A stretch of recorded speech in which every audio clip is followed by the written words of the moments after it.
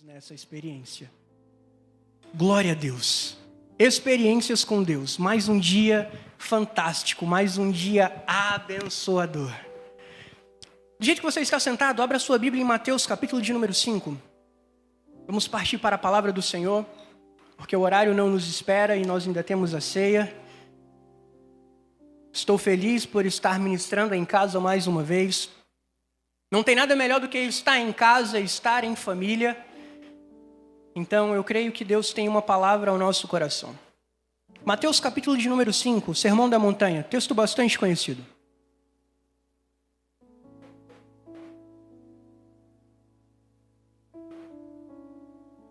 Todos acharam? Mateus capítulo de número 5, a gente vai ler do verso 1 ao verso 12. Pode ficar sentado. A palavra vai dizer assim: Jesus, vendo a multidão, subiu a um monte e, assentando-se, aproximaram-se dele os seus discípulos. E abrindo a boca os ensinava, dizendo: Bem-aventurados os pobres de espírito, porque deles é o reino dos céus. Bem-aventurados os que choram, porque eles serão consolados.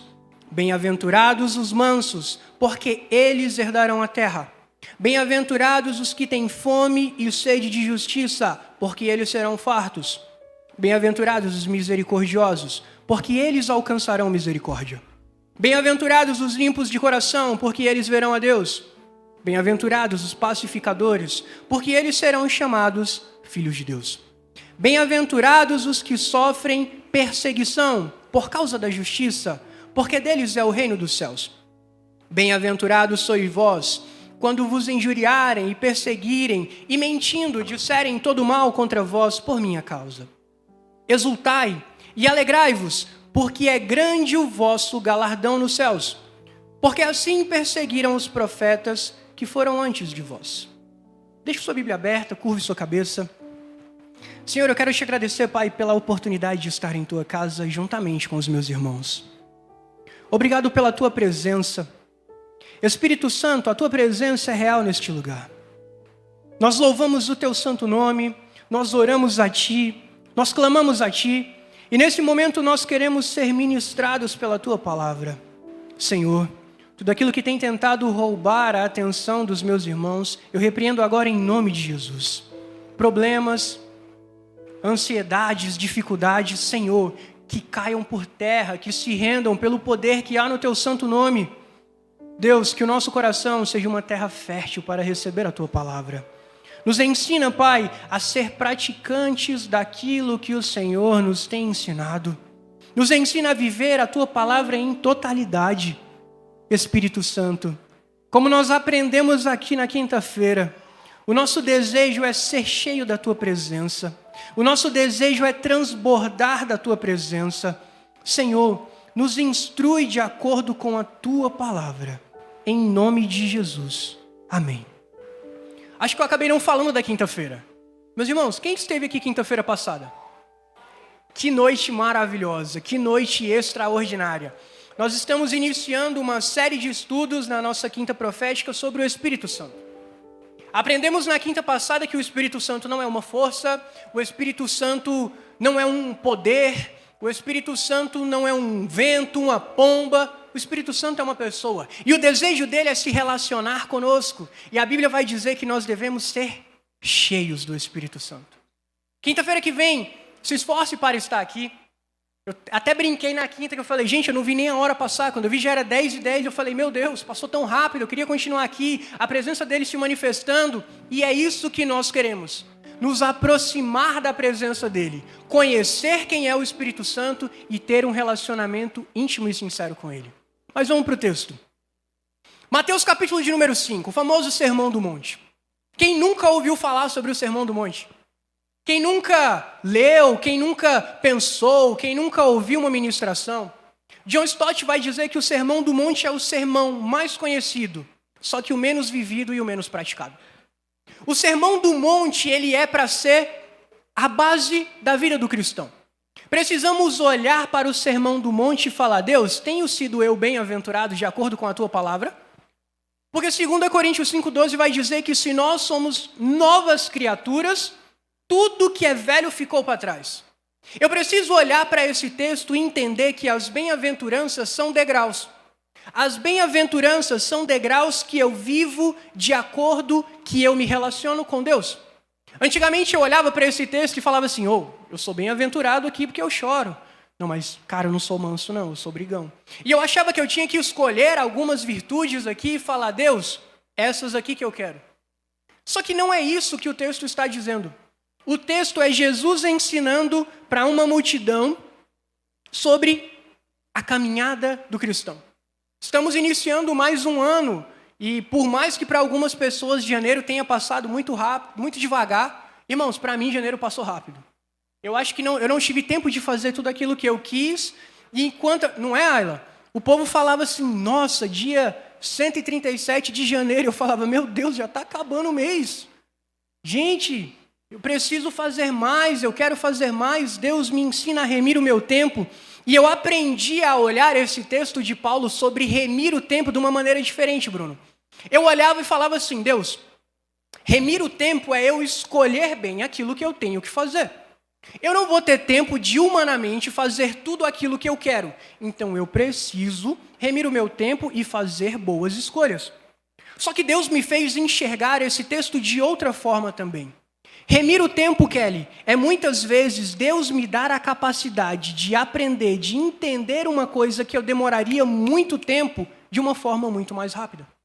É eu olhar e falar, Deus, se eu for aprender isso daqui mesmo, eu vou demorar 1 ano. E Deus olhar e falar, não, filho, você vai aprender isso em 6 meses. Isso é remir o tempo também. É entender que Deus tem a capacidade sobrenatural de nos fazer entender coisas que naturalmente demoraríamos mais tempo para entender. E eu creio que Deus tem feito isso conosco.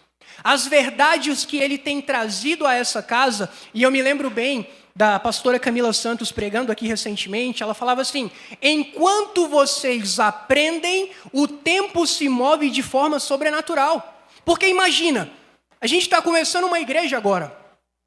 Nós vamos completar 1 ano logo, e a gente vê as promessas de Deus e a gente fala, Deus, será que eu vou viver essas promessas? Ou será que essas promessas serão para os meus filhos? Vai ser para quando a Irinha estiver maior, para os netos dela?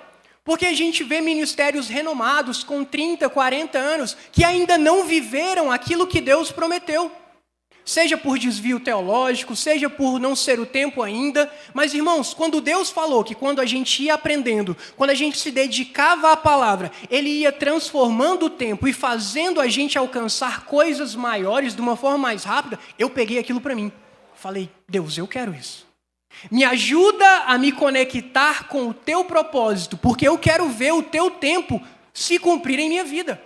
Eu não quero ver o tempo passar ou ficar me magoando, entristecido, falando, poxa, Senhor, mas eu já sou tão velho e eu acho que não vai acontecer. Irmãos, creia, há tempo ainda para viver as promessas de Deus.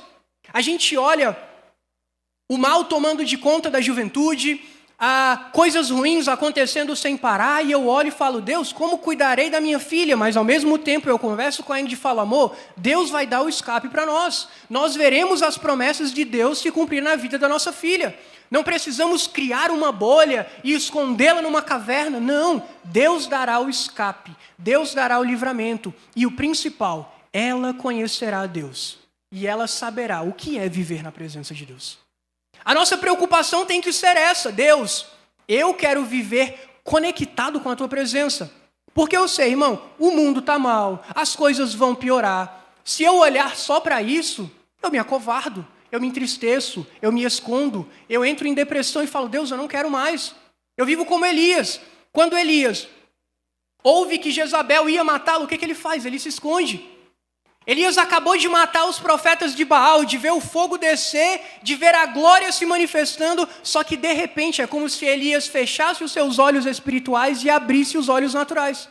E aí ele olha e fala, meu Deus, eu vou morrer. Ele se esquece do que Deus acabou de fazer porque ele focou somente no natural.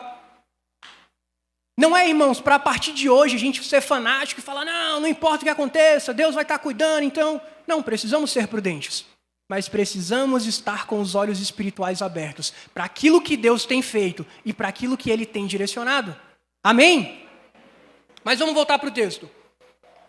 Aonde Jesus se aproximava, aonde Ele chegava, 3 tipos de pessoas se aproximavam de Jesus.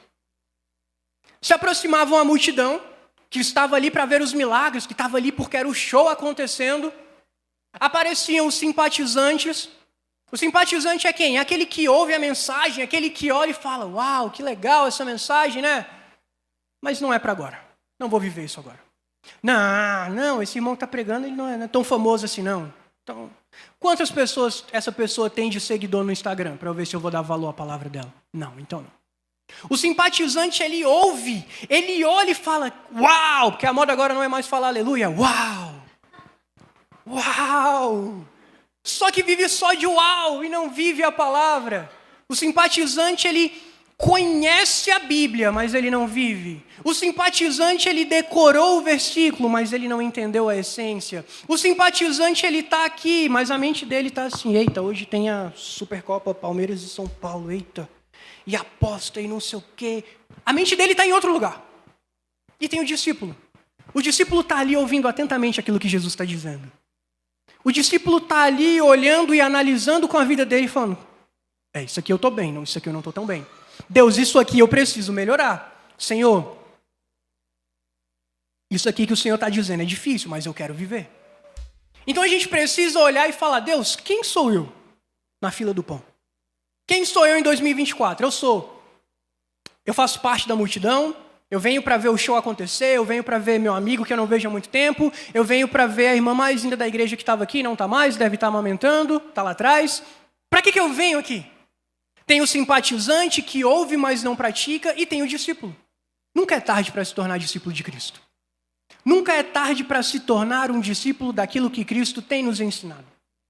Jesus ele começa a falar sobre bem-aventuranças. O que é ser bem-aventurado? A palavra no grego para bem-aventurança é makarios. Mais que feliz, abençoado. Só que na nossa mente, quando a gente começa a ler esse texto, a gente fala, pera, bem-aventurado é isso aqui? Feliz é esse povo? Pera, feliz é o que chora? Feliz é o manso? Feliz é o pobre de espírito? E a gente começa a fazer um contraste com o nosso mundo, a gente começa a fazer um contraste com o nosso tempo, e às vezes algum até chega a pensar, nossa, como a Bíblia está ultrapassada. Jesus, é sério que esse era o povo bem-aventurado da sua época? E a gente precisa entender a essência do texto. O verso de número 3, Jesus vai dizer assim, bem-aventurado os pobres de espírito, porque deles é o reino dos céus. Pobre de espírito aqui, irmão, não significa que eu tenho que ser um miserável na terra. O pobre de espírito é aquele que olha para dentro de si e enxerga o quão sujo e perdido nós estávamos. É olhar para mim e falar, Deus, eu não tinha valor nenhum. Senhor, a minha vida não valia nada e o Senhor entregou a sua vida por mim. Deus, quando eu achava que não tinha mais solução, o Senhor chegou e transformou a minha história. Esse é o pobre de espírito. Eu faço um contraste com as coisas que eu vejo hoje em dia, porque a internet, irmãos, ela é muito boa para muitas coisas, mas em outras ela é um show de horrores. Eu fico observando alguns coaches que agora se dizem pastores, e a moda é a ostentação. Eu não sou pobre de espírito, não, eu sempre fui bom. Eu sempre fiz, eu sempre aconteci, eu estou aqui porque eu sou bom, e não reconhecem mais, não conseguem olhar para dentro e falar, ô Senhor, quão miserável eu sou. Lutero tem uma frase que eu acho fantástica. Lutero ele fala assim, aquilo que você vê de bom em mim é Cristo. E aquilo que você vê de ruim sou eu mesmo. Eu tenho que ter esse olhar e falar, Deus, eu sou tão pobre de espírito. Senhor, sem a tua presença, eu volto às velhas práticas. Sabe, eu estava conversando hoje com a Ingrid e ela falando, nossa amor, olhando uma pessoa que já esteve conosco e hoje não está mais, se afastou da presença de Deus, como que até o semblante da pessoa muda. Irmão, sem a presença de Deus, a gente se parece com o mundo. A gente perde o brilho da presença, a gente perde a paz que excede todo entendimento, a gente perde a alegria da salvação. A gente tem que olhar e falar, Deus, me ajuda, porque sem o Senhor, se não for o Espírito Santo dentro de mim, para eu voltar para essa velha vida é muito fácil. para eu me desviar e viver aquilo que o mundo tem colocado como regra é muito fácil. Precisamos olhar, irmãos, como eu falei, as bem-aventuranças são degraus. Avancei o primeiro degrau. Deus, como eu sou pobre de espírito sem ti. E ao mesmo tempo eu tenho que olhar e falar, Senhor, me ajuda a valorizar a tua presença. Me ajuda a valorizar o teu sacrifício na cruz por mim. Sabe, a gente está no momento da ceia, no dia da ceia do Senhor. E na ceia a gente costuma fazer uma reflexão, fazer uma autoanálise sobre a nossa vida, sobre a nossa jornada, sobre o que a gente planejou para o ano, o que a gente planejou para o mês. E às vezes a gente olha e fala, poxa, eu não alcancei aquilo. Poxa, eu acho que nessa área eu ainda estou falhando. Poxa, eu acho que aqui eu ainda estou escorregando. Precisamos expandir esse momento. Ele não tem que ser um momento de autoanálise somente na ceia. E se a gente fizesse isso toda semana? E se a gente fizesse isso dentro da nossa casa? E se a gente fizesse essa autoanálise para tudo? Como que eu estou sendo como filho de Deus? Como que eu estou sendo como marido? Como que eu estou sendo como pai? Como que eu estou sendo como empregado, como funcionário, como professor? Enfim, e se a gente fizesse essa autoanálise? Uma vez a Ingrid estava comentando comigo de um pastor que ele tem um grupo entre a família, onde uma vez na semana eles sentam para conversar e eles vão falar só das coisas que o outro fez que eles não gostaram, Lidy. Só que a pessoa que fez o ato e está ouvindo, ela não tem o direito de se defender. Então, por exemplo, você fez alguma coisa aqui, não falou comigo, e aí eu vou chegar e vou falar, Lidy, poxa, aconteceu isso, você não falou comigo, eu fiquei chateado. Aí você fala, não, mas não é justificativa. É para olhar a visão do outro. Imagina se a gente fizesse isso aqui. Não para expor, não para mostrar o quão errado o outro estava, mas para aprender a viver em comunhão e aprender a enxergar a dor do outro. Isso em casa é fantástico. Porque parece que é engraçado, né? Em casa, quando a esposa fala alguma coisa, a gente já tem todas as justificativas possíveis e impossíveis. Amor, por que você deixou a roupa em cima da cama? Amor, porque eu saí atrasado, não sei o quê. Pera, mas eu saí atrasado porque eu me perdi em algum momento. Se eu olho e falo, não, eu vou me organizar aqui, vou acordar 5 minutos mais cedo para deixar tudo pronto e não ter nenhum problema. Amor, você não limpou a área. Ixi, realmente eu esqueci, estava na pressa. São dores que o outro vai trazendo e eu costumo só ter a minha resposta. Se a gente parar e olhar e falar assim, Deus, eu preciso fazer uma autoanálise porque eu quero avançar. Aí a gente vai melhorar a cada dia. Aí a gente vai olhar e falar, essa área eu não estou legal. Irmã Marta, me ajuda em oração. Irmã, poxa, lá em casa está assim, assim, assado, a gente está tentando avançar, mas não está conseguindo. Me ajuda. Irmã Marta, eu falei que toda quarta-feira eu vou fazer um culto doméstico. Me manda uma mensagem na quarta? Põe um despertador no celular? Enfim, tem N maneiras da gente fazer uma autoanálise e melhorar. Mas vamos seguir com o texto. Verso de número 4. Bem-aventurados que choram, porque eles serão consolados. Olha isso. Você entende que se você ler o texto ao contrário, Jesus está falando assim, se você não chora, você não vai ser consolado? Aí a gente entra em parafuso, Bruna. Como assim? Deus feliz é quem chora? Que loucura é essa? Como que feliz é quem está chorando? Por que eu vou chorar? Existem situações que a gente chora na vida, de tristeza, de angústia, de erros que a gente comete, de situações que nos causam. A gente vai chorar por N motivos. A Ingrid chora vendo série, vendo filme, eu falo, Deus, como assim? Ela chora. Mas o chorar aqui não é isso. O chorar feliz, bem-aventurado, é os que choram pelos seus pecados. É aqueles que conseguem olhar que bem-aventurado é o pobre de espírito e olhar mais um passo e falar, Deus, sem a tua presença, eu sou apenas mais um pecador. É olhar para aquele que está lá fora, para o seu vizinho, para o seu parente que está perdido nas trevas e no pecado e se compadecer, porque ali é uma alma. Irmãos, perdemos a capacidade de chorar pelo próximo. A gente ri e se diverte com a desgraça alheia e isso não está certo. Cristo está nos chamando, segundo degrau, chore. Chore pelos seus pecados, se arrependa, chore pelos pecados dos seus filhos. A Bíblia vai dizer que Jó apresentava a Deus sacrifícios pelos pecados ou possíveis pecados dos filhos dele. Jó tinha esse hábito de olhar e falar: Senhor, está aqui o sacrifício pela vida dos meus filhos. Senhor, se eles pecaram contra os céus e contra ti, perdoa eles. Senhor, Pai, eu estou orando pela vida do meu irmão. Senhor, meu vizinho mesmo. Irmãos, que destruição é aquela? Esses dias eu estava rindo com eles, depois eu parei e falei: Deus, isso não é de rir. Tem 2 cachorros, que é lá no... Como é que é lá em casa? A gente mora na casa da frente, e aí tem um corredor que dá na casa dos fundos, e mora um pessoal lá atrás. E aí ele tem 3 cachorros. Irmãos, eles não conseguem falar uma palavra de alegria pro cachorro. Passa pra dentro, miserável. Vai pra lá, coisa ruim. E daí pra pior. E aí de início a gente achava engraçado. Falava: meu Deus. Às vezes acho que o nome de um é Negão, e eu falo assim: vai pra lá, Negão. E ele olha e fala: olha, ninguém nunca fala assim comigo, então não vou obedecer não. E a gente acha engraçado. Só que aí eu conversando com a Índia, eu falo: amor, a Bíblia fala que a língua fala do que o coração está cheio. As palavras que saem da vida dos nossos vizinhos são só palavras de maledicência. É só palavra de destruição.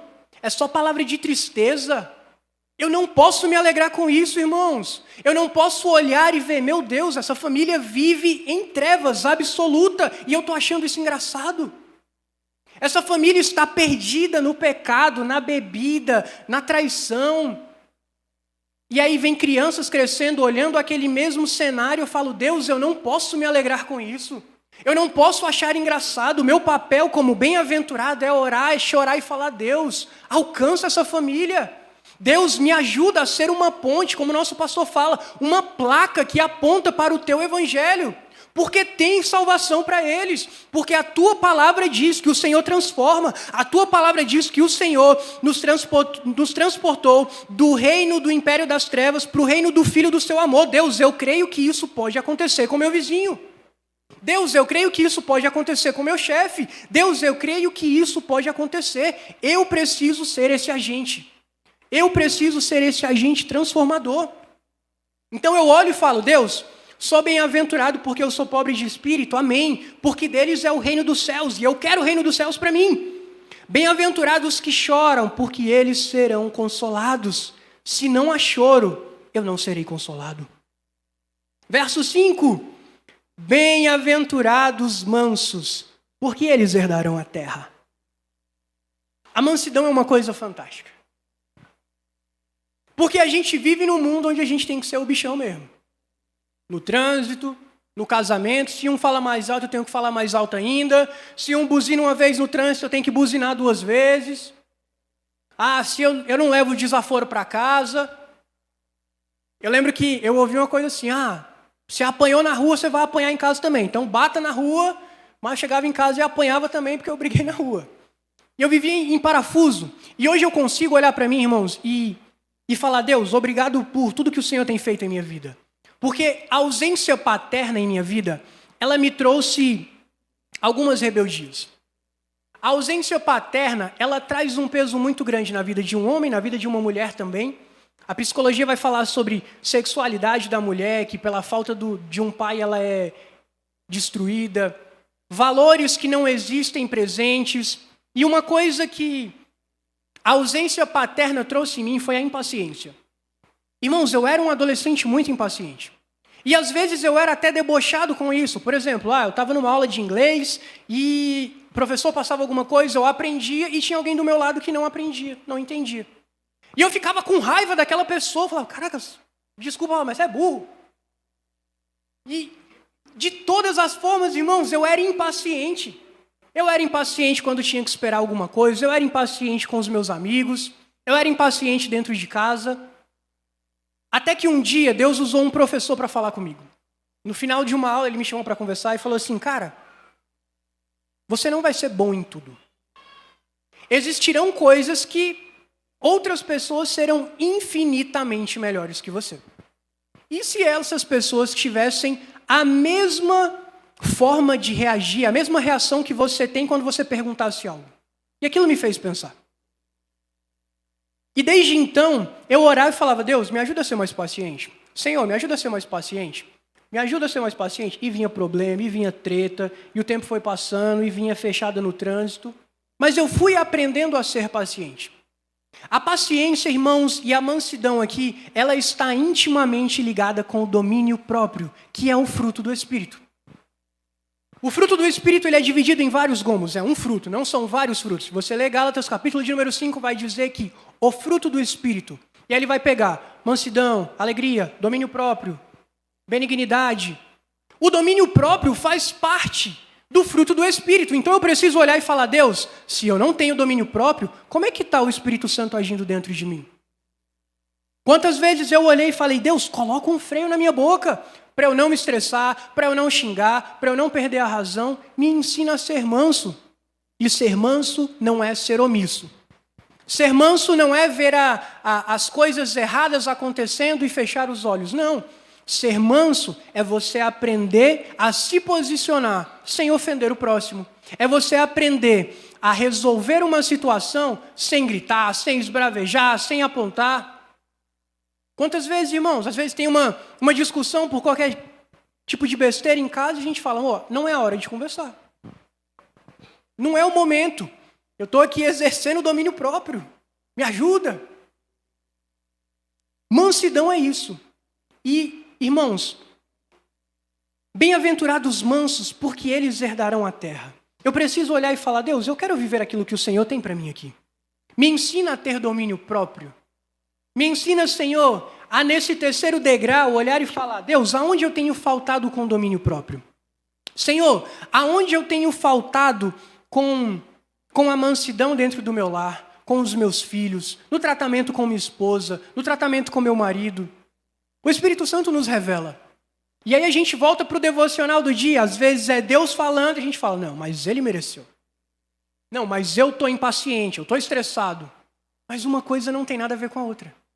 Domínio próprio. Vamos avançar. Verso de número 6. Bem-aventurados que têm fome e sede de justiça, porque eles serão fartos. Aqui eu quero gastar um pouco do meu tempo. Do que você tem tido fome e sede? Aquilo que você tem fome e sede é aquilo que você sempre vai se saciar. Eu fico muito feliz, irmãos, pelo tempo que nós estamos vivendo aqui, porque nós temos vindo, e eu me coloco diante disso também, a gente tem vindo para cá com fome pela presença de Deus. A gente tem vindo para cá com um compromisso marcado com Ele, e falando, Deus, eu quero mais de Ti, Senhor, eu quero mais da Tua presença. Mas quantas vezes eu estive em lugares e eu fui uma dessas pessoas onde a igreja tinha se tornado apenas um clube social. Aonde a igreja era um compromisso que eu tinha todos os domingos. O que você vai fazer na igreja? Eu vou lá. Tem uma palavra, obrigado, meu amigo. Tem uma palavra que o pastor vai ministrar, vou cantar uns louvores. E eu não entendia que quanto mais fome e mais sede de Deus, mais Ele vai se derramar sobre mim. Eu me lembro uma vez, irmãos, para mim a melhor sobremesa de todos os tempos é mousse de maracujá. Eu amo mousse de maracujá, é um negócio divino, é um negócio muito bom. E eu me lembro uma vez, minha avó faz um mousse maravilhoso.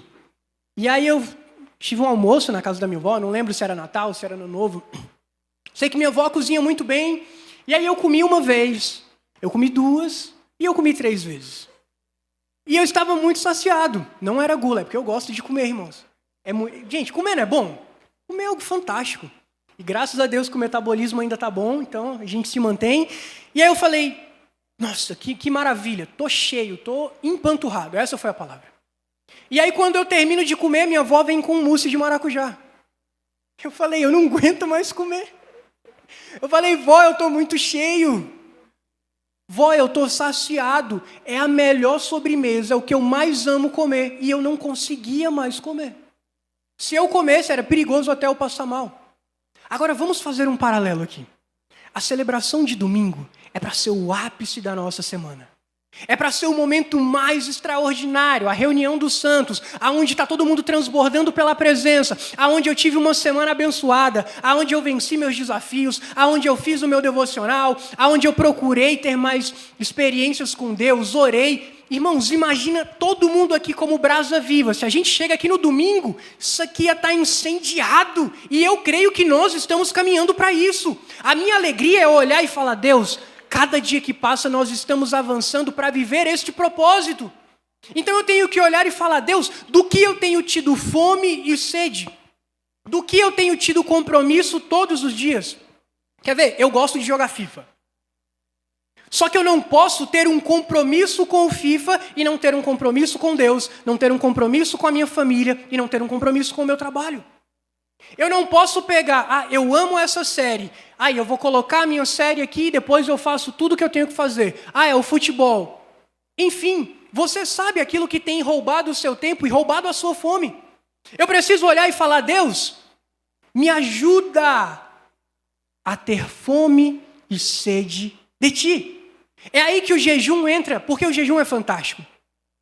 Quando eu faço um jejum, irmãos, não é assim, eu vou jejuar hoje, eu vou me abster de alguns alimentos, e aí eu já abro um parênteses, jejum de Coca-Cola não é jejum, jejum de pizza não é jejum, isso são propósitos e você pode fazer.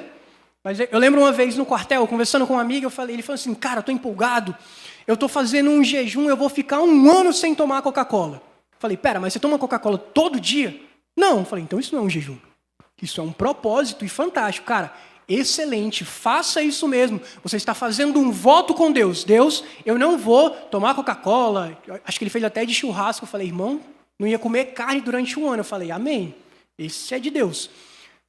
E aí entender a diferença entre propósito e jejum. Quando eu faço um jejum e eu vou me dedicar à palavra, não adianta assim eu falar, Carla, hoje domingo eu vou jejuar o dia inteiro.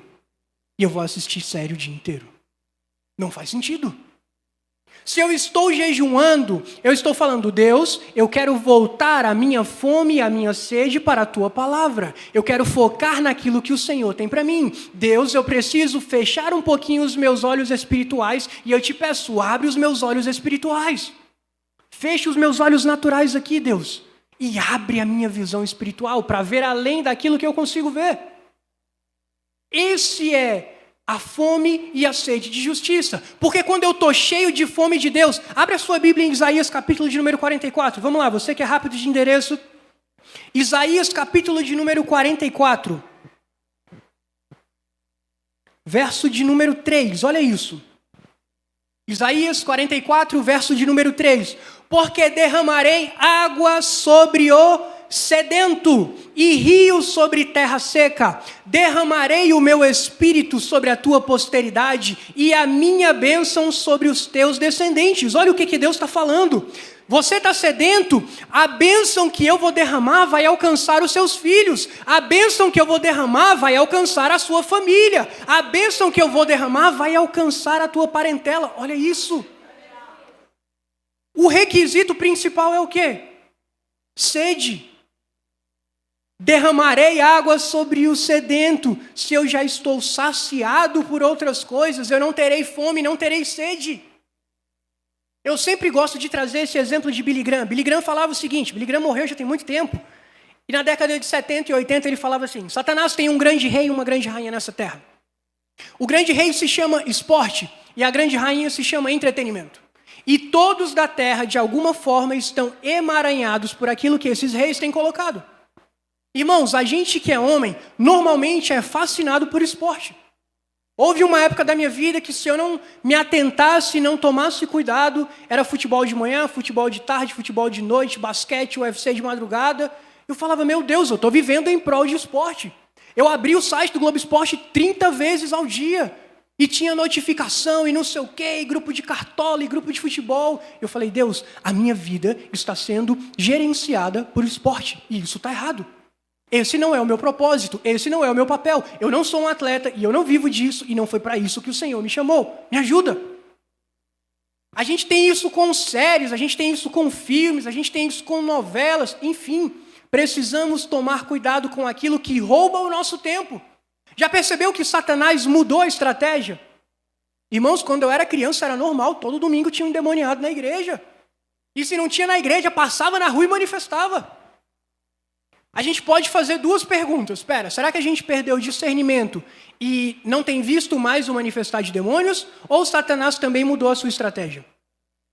Hoje, Satanás ele pode possuir pessoas, sim, ele continua fazendo. Mas é muito mais fácil ele brincar de marionete roubando o nosso tempo. Porque se eu não consagro o meu tempo, se eu não separo o meu tempo para Deus, eu vou gastar com outras coisas.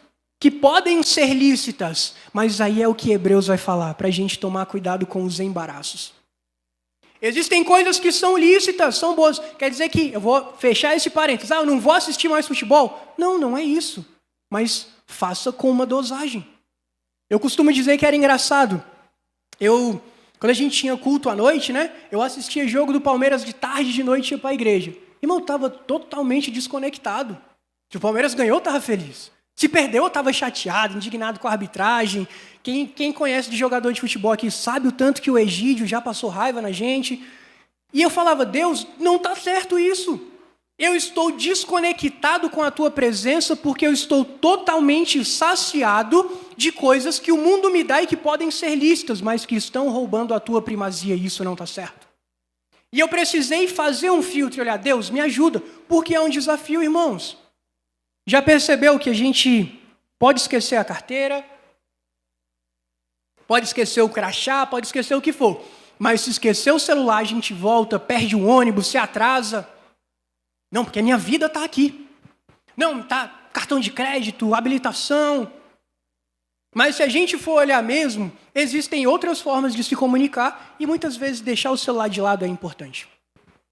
Então, fecho esse parênteses. Cuidado com aquilo que tem roubado o seu tempo. Vamos avançar, que o tempo não espera. Verso de número 7. Bem-aventurados misericordiosos, porque eles alcançarão misericórdia. O verso de número 7 ele está intimamente ligado com o verso de número 4. O que é misericórdia?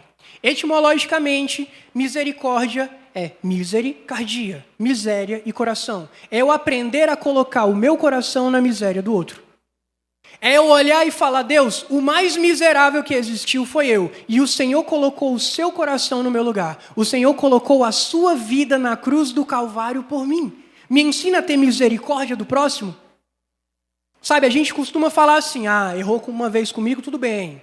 2, tá de boa, mas a terceira, aí eu fico bravo. Aí eu falo mesmo. Aí eu falo, tu lembra aquela vez que eu te perdoei? Tu lembra que é a terceira vez que você está fazendo isso? E se Jesus fizesse da mesma forma com a gente? Misericórdia é olhar e falar, Deus, eu tenho tanta dificuldade com aquele irmão. Me ajuda a ter misericórdia nesse momento, Pai.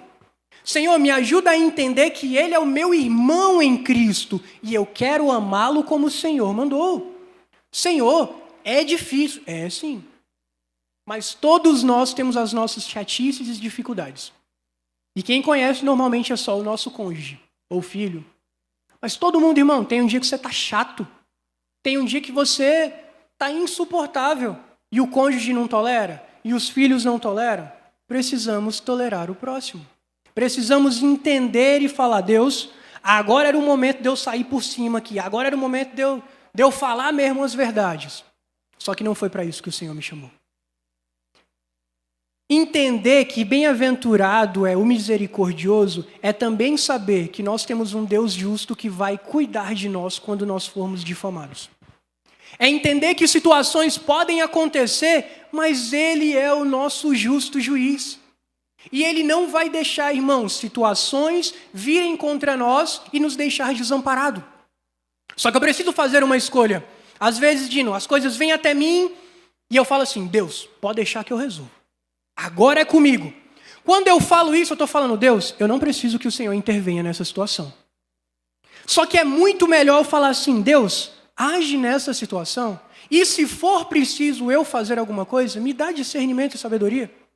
Não me deixa perder a razão ou pecar. E me deixa entender também, Senhor, o lado da outra pessoa e ver que gerou um estresse aqui por qualquer coisa. Precisamos aprender a colocar o nosso coração, porque assim nós alcançaremos misericórdia. Verso de número 8. Bem-aventurados os limpos de coração, porque eles verão a Deus. Você já se perguntou, Deus, por que eu não tenho visto o Senhor? Para o homem do século 21, ser limpo de coração é um desafio. Porque, irmãos, a sensualidade está estampada em todo lugar. No trânsito, no trabalho, no Instagram. Aonde você olha, a sensualidade tem tomado de conta e nós não podemos deixar o espírito da sensualidade agir em nossas vidas, agir em nossas casas e agir dentro da igreja. Se eu não tenho visto a Deus, eu preciso olhar e falar: Senhor, meu coração está limpo? O meu coração está limpo diante de Ti? Me ajuda, Senhor, a limpar o meu coração. Me ajuda, Senhor, a viver como Daniel. Porque a Bíblia vai dizer em Daniel, capítulo de número 10, que Daniel decidiu firmemente não se contaminar. Precisamos acordar e falar assim: Deus, me ajuda, porque hoje, mais um dia, eu decido não me contaminar. Eu decido não olhar para aquilo que o Senhor não me chamou para olhar. Eu decido não dar espaço para a sensualidade. Irmãos, quando a gente olha para José, a Bíblia vai dizer que José fugiu da mulher de Potifar. Ninguém foge de mulher feia. Se a esposa de Potifar fosse feia, José não teria que fugir, ele ia ficar tranquilo. Mas a esposa de Potifar, ela tinha os melhores olhos da época, ela se vestia sensualmente, e José foge. Sabe qual é o nosso problema? A gente fica assim, ó. Será que até aqui é pecado? Não. Eu vou dar só trela aqui rapidinho. Como diz o pastor Wellington, é só um oiê no WhatsApp. Não, é só uma mensagem no Instagram. Não, será que eu vou só até aqui? E a gente fica testando limites. Irmãos, ninguém cai da noite para o dia. Ninguém cede da noite para o dia. São pequenas concessões que a gente faz. E a coisa está tão feia que esses dias eu estava preparando uma mensagem. Irmãos, acho que é o Bíblia Online, algum site de Bíblia, tinha uma propaganda sensual no site da Bíblia Online. Eu falei, caraca, o que eu faço agora, Deus?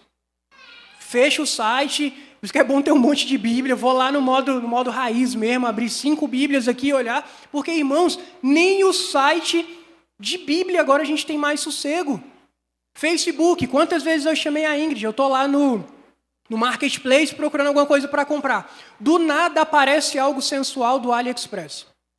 Do nada. São coisas que eu nunca pesquisei, são coisas que eu não tenho o aplicativo do AliExpress instalado e aparece lá. Roupa sensual, brinquedo sexual. Eu falo, cara, imagina uma criança vendo isso. Imagina um jovem e um adolescente que não tem supervisão e não tem apoio dos pais vendo isso. É só um clique. Ninguém está vendo.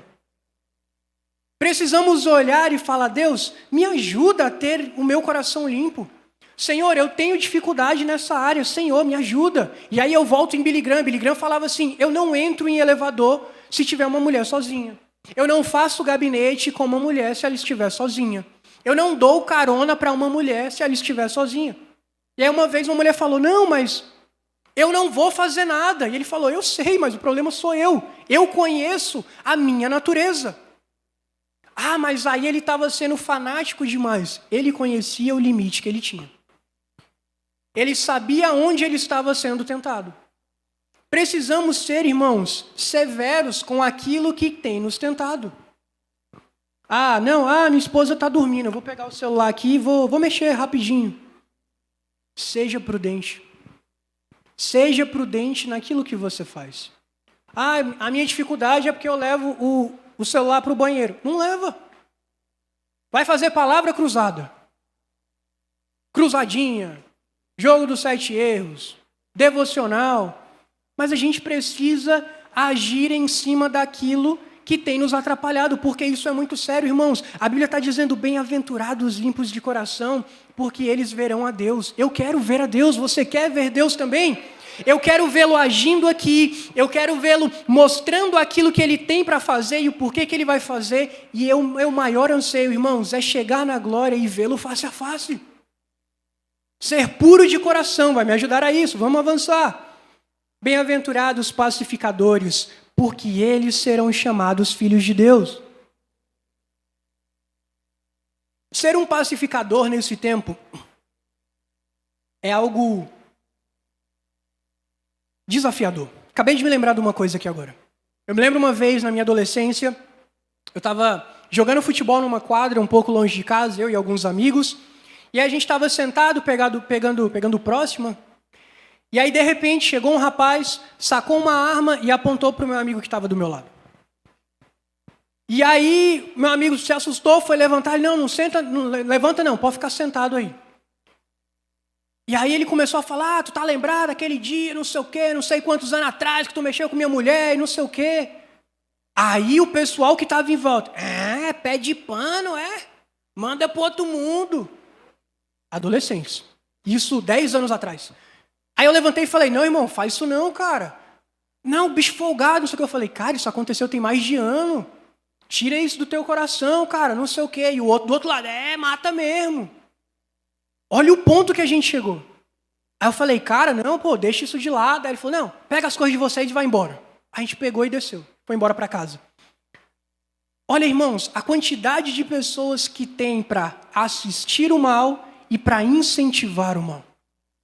Infelizmente, as nossas escolas têm se tornado antros de maldade. Antros de incentivo à maldade. Ser pacificador aqui é você reconectar pessoas ao reino de Deus. Ser pacificador é você olhar e ver que uma pessoa está indo para o caminho errado e não incentivá-la em relação a isso. Cara, faz isso não. Isso é errado. Cara, tu está fazendo isso daí. Pô, tu está falando desse jeito da tua esposa. Cara, isso não é legal. Poxa, isso aí que você está chamando, você está amaldiçoando o seu filho. Isso é ser um pacificador. Já percebeu? Irmãos, no trabalho, eu me lembro uma vez com um amigo, hoje ele se tornou um amigo, ele falou assim, cara, você foi a primeira pessoa que eu conversei aqui que falou bem do casamento. Porque todo mundo que eu converso aqui é só tristeza, é só coisa ruim, é só maledicência. Teve um que chegou uma vez e falou assim, caramba, velho, eu vou tirar férias e eu não vou viajar, eu vou passar 30 dias em casa com a minha mulher. Eu falei, isso não é bom, não? Não, é doido, é problema demais, é confusão, a mulher não me deixa em paz, vai arrumar um monte de coisa para eu fazer. Nesse ponto é verdade, quando a gente está em casa, Jesus, mas eu vou fechar esse parêntese. Mas é maravilhoso estar em casa, irmãos, em família. A Ingrid até brinca, nossa, como você gostava quando estava de home office? Fala, eu amo minha casa. Não tem lugar melhor do que a minha casa, irmãos. É o meu reduto, é onde tem o meu lugar secreto, é onde eu tenho harmonia com minha família, é onde eu estou com minha esposa, com minha filha. É o melhor lugar para eu estar. E às vezes, sem perceber, a gente acaba não sendo pacificador nessa área. Não, realmente, mulher é tudo igual. Não, homem é tudo igual. E não, casamento é...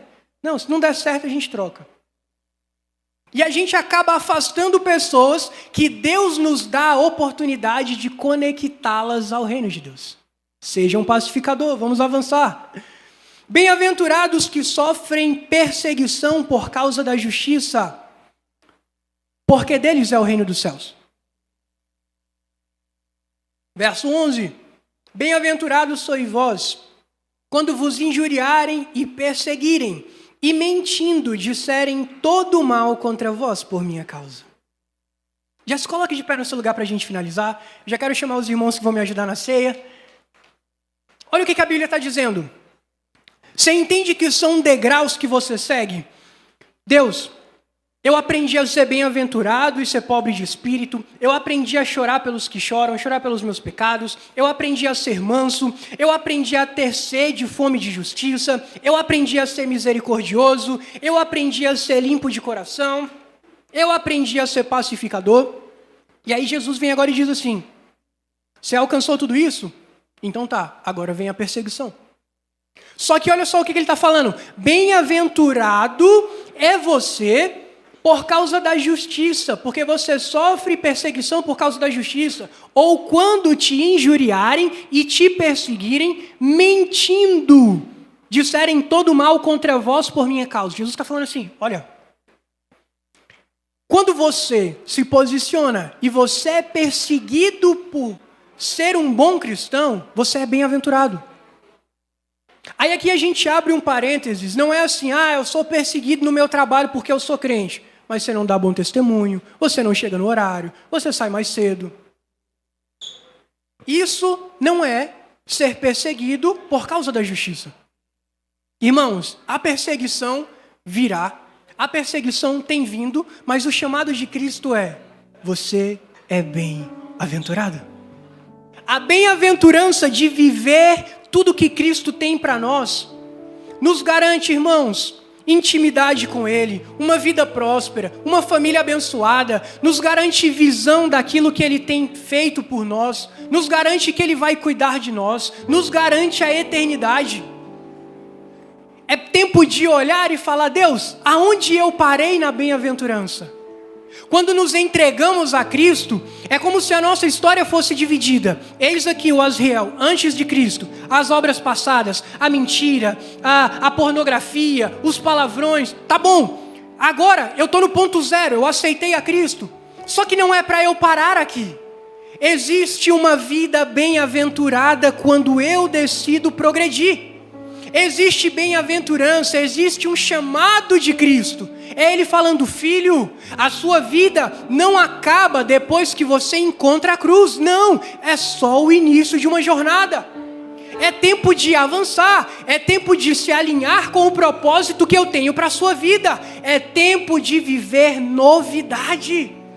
É tempo de viver intimidade com o Espírito Santo e falar: Deus, o que o Senhor tem para mim nesse mês de fevereiro? O que o Senhor tem para minha casa? O que o Senhor tem para minha família? Deus, aonde eu não estou sendo bem-aventurado, eu quero me apropriar da Tua palavra. Como os discípulos de Emaús: Deus, queima a Tua palavra em meu coração. Espírito Santo, me ajuda. Me ajuda a avançar, porque eu não quero ser o mesmo de 2023, eu não quero ser o mesmo de 2022, eu não quero ter o mesmo destino da minha família que se afastou do Senhor. Não! Eu quero avançar. Eu quero viver a totalidade daquilo que o Senhor tem para nós. Enquanto você recebe a ceia, eu vou orar.